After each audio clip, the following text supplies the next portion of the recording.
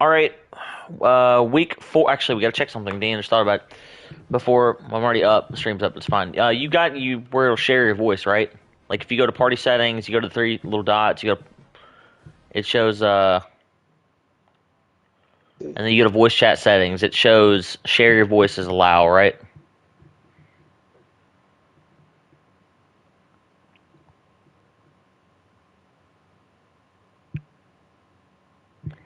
Should I ask that before I started, but it's fine.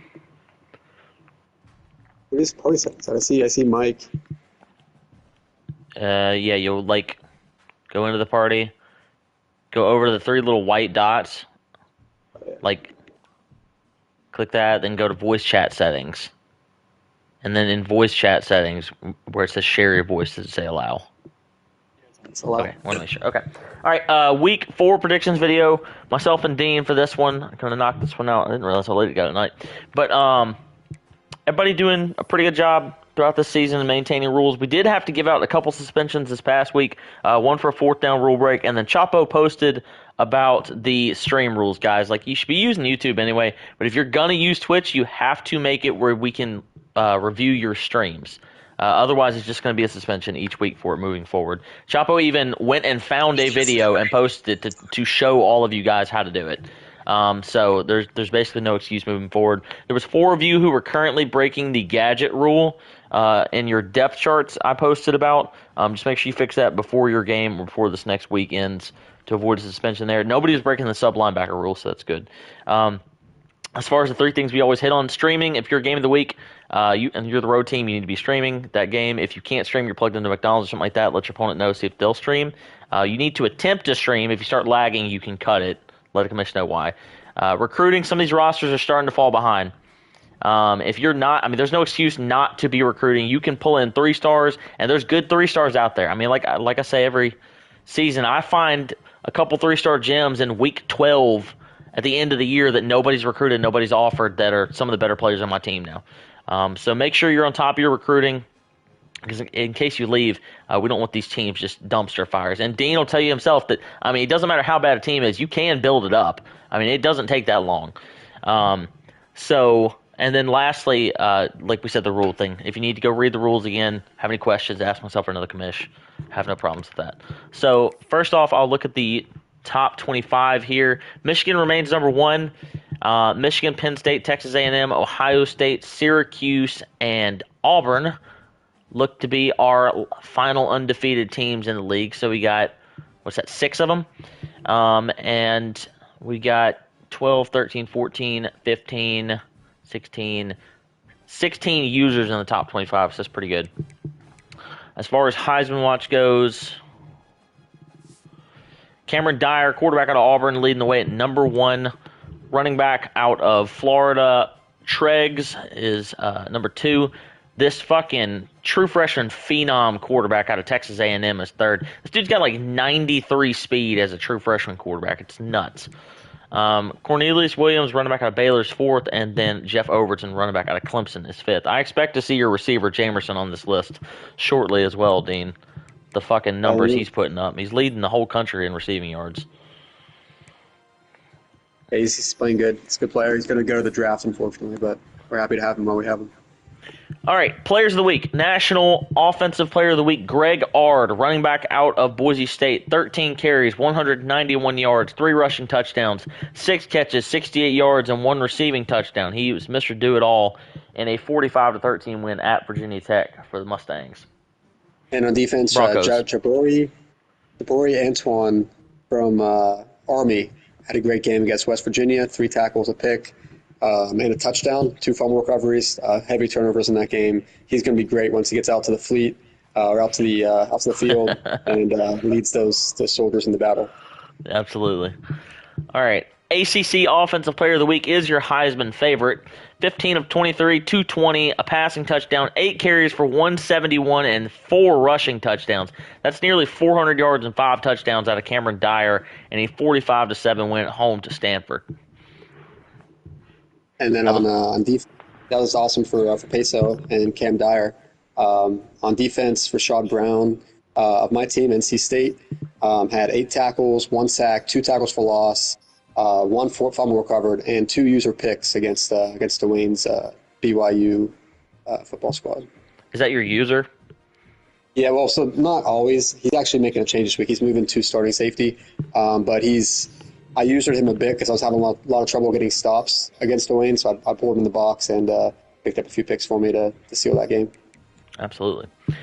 All right. We mentioned Ard already, so Big 12 Defensive Player of the Week, Devontae Tanyan, 3 tackles, 2 interceptions, and a pass breakup in a 52-16 loss for the Beavers to Freeway. Moving on to the Big 10, we got a Michigan sweep here. Clayton Wing, free safety, 5 tackles, 2 interceptions, a pass breakup, and a touchdown in the 45-14 win over Miami.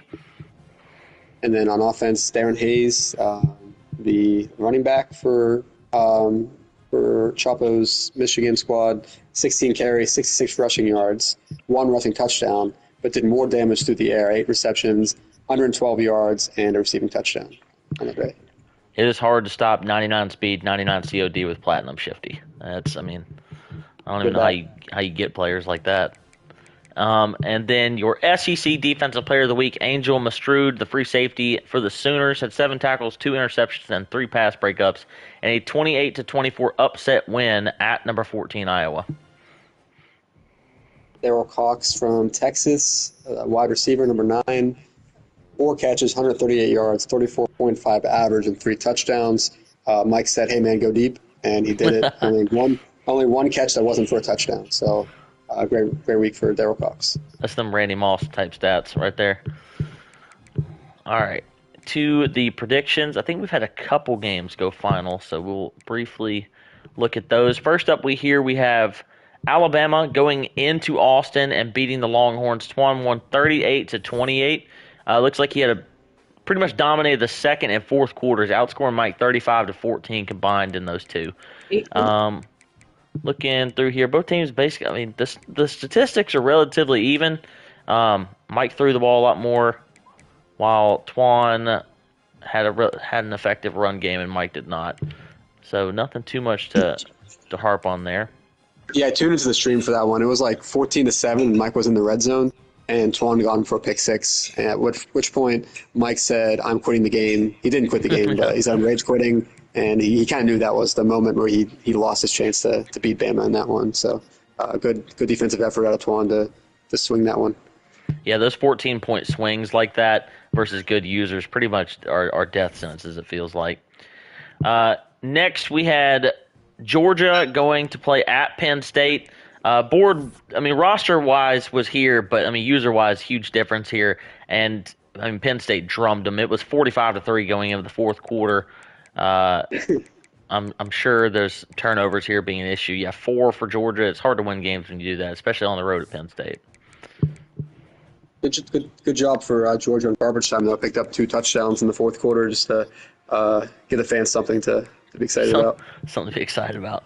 And the last game's been played was my game. Number 16, Oregon, headed into Starkville, played the 12th ranked Dogs. We won 38-35. Had to have a game-winning touchdown. We scored on a touchdown pass to tight end with 11 seconds left. We could not get an incompletion to save our life that game. Credit to Freeway. His quarterback was making all the fucking throws. We did run the ball well. We ran for 228 yards. Quarterback had 400 total yards. So, it was a good game. Very frustrating defensively. Only 1 turnover from each of us in that one. Yeah, it looks like Oregon, passed the ball really, really well. Mississippi State, not really, but they ran a lot better. So, just one of those.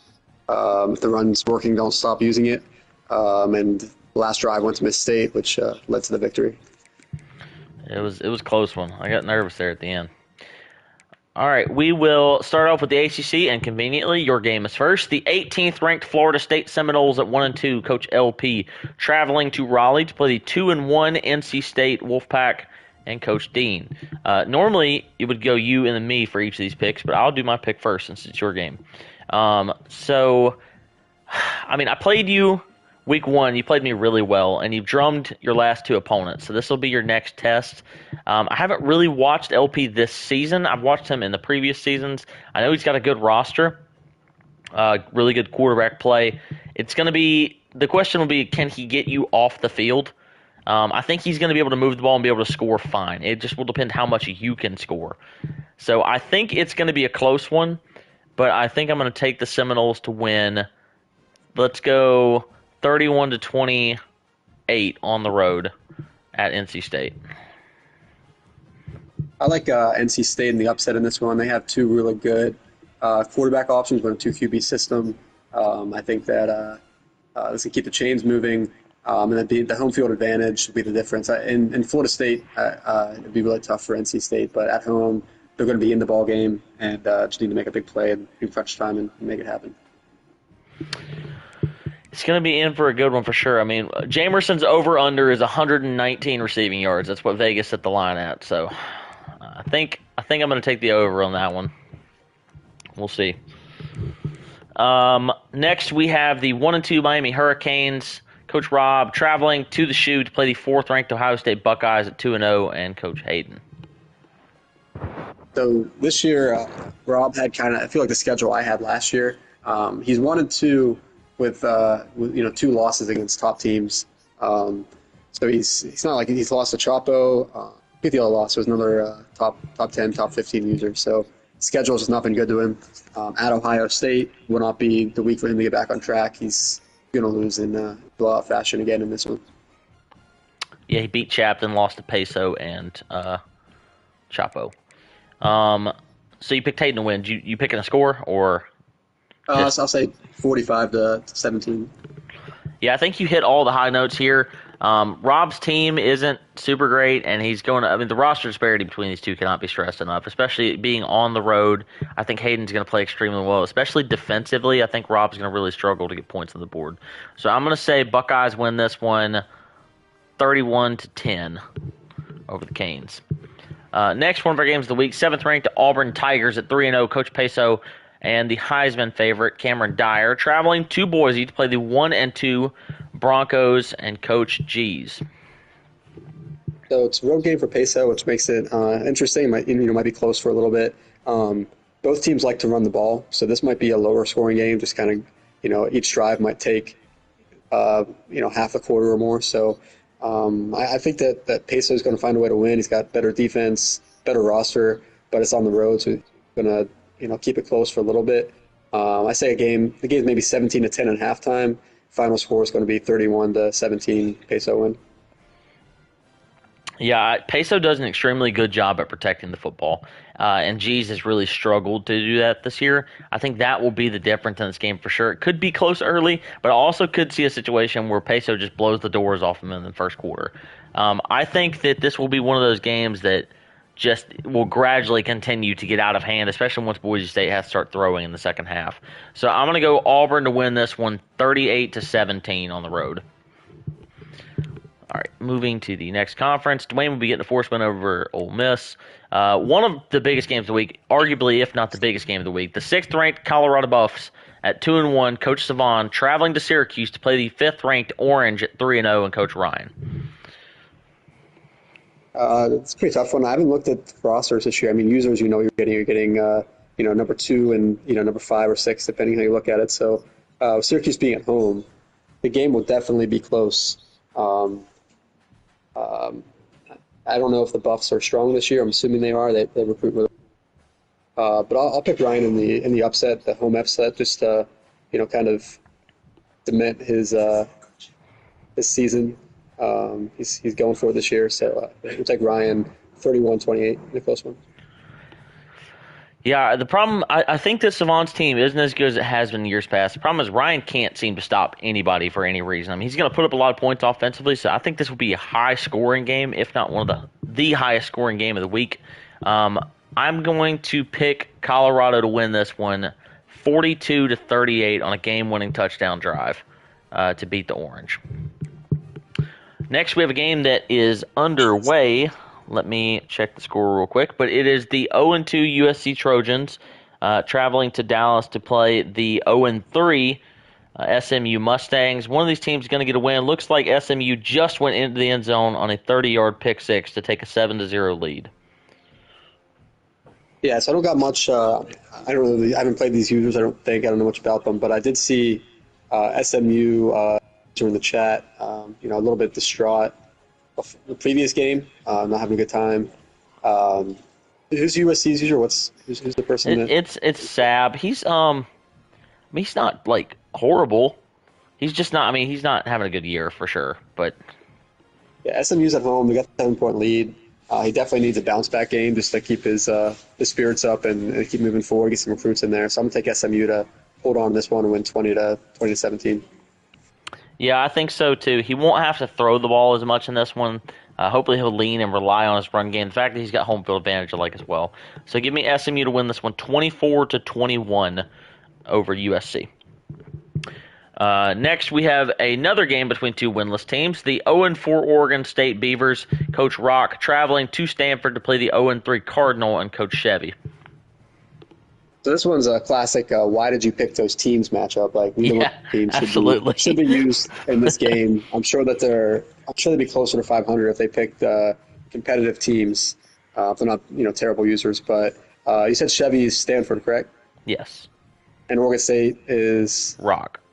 Rock. Okay, I haven't played Rock yet. I know Chevy. He's got some user skill. He's at home. 0-3. He wants to get that first win. Being at home is going to make it a little better. I think he's going to win 28-21. Yeah, Rock tossed 6 picks versus Freeway last week, who I would not classify as a good defensive user. So I think that Chevy should win, especially with the home field advantage. He'll run the ball effectively. Give me Stanford to win this one, 28-17 over Oregon State. Big Ten. Hopefully, I'm thinking will be one of the better games of the week here. The 2-1 Baylor Bears, Coach Pistol, traveling to Ann Arbor to the Big House to play the number 1 ranked Michigan Wolverines at 2-0 and Coach Chapo. I don't know how Baylor's roster is looking, but I know that Michigan's is great. I know that Chapo's playing pretty well. Last season, I thought he had one of the better regulars. Fortunately, didn't get it done in the playoffs like some of us thought he might. But this year, he's got the 99 running back. He's at home. I don't know his record against Baylor, but I imagine it's pretty good. So you got to think before the game even starts that Baylor users going in there kind of a little bit worried about how that outcome might be. It might not be playing his best ball. So I think Chapo wins pretty easily. Let's say 38-21. Yeah, I mean, credit to Pistol. He's done a really good job building this Baylor roster. It's gotten pretty good, to be honest with you. But like you said, I mean, the Michigan roster is arguably the best roster in the entire game right now. So, especially with the home field advantage, Chapo should take care of business here. I'll say it just kind of gradually gets away from Baylor. I'm going to go 31-17 or 31-14. Michigan beats Baylor. Let's see, that might be. I think we got one more game. Yes, we do. The 2-2 Oklahoma Sooners, Coach Morg, traveling to Baton Rouge to play the 2-1 LSU Tigers and Coach Dang. Tough one. Morg's coming off a big win. Beat Iowa. User Connor by a lot. But LSU at home, I mean, he's a really solid user, got the home field advantage. I know his team's not the way he'd like it, but Oklahoma's not as good as they could be either. So I got LSU winning this one. I think they're going to, play some clutch defense. It might be close for 3 quarters, but in the fourth quarter, LSU's going to pull away, win by 10 points, 34-24. Yeah, Dang does a pretty good job, even with the roster, of beating people that he's supposed to beat pretty handily. So I'm kind of expecting LSU to just jump on Oklahoma early in this one, kind of like Iowa did last week, except for Dang won't choke in the second half. So I'm going to say LSU wins this one 42-21 over Oklahoma to get the victory and put the Tigers 3-1. That's going to do it for predictions video. Appreciate Dean joining in. Anybody watching now are going to watch later. Those 3 things, of course, always streaming, recruiting, and rules. Stay on top of those. Won't have any problems. And everybody have a good night.